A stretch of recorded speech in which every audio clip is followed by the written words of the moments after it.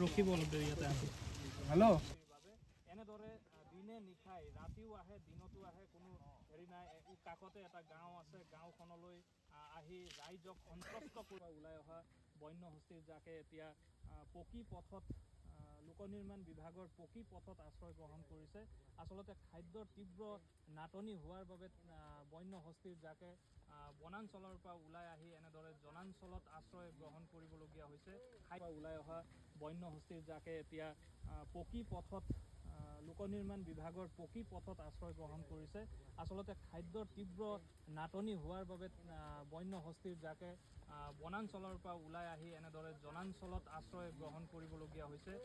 দাদা বন্য হস্তীৰ জাক একদম কাষলৈকে আহি গৈছে। আমি দেখিছোঁ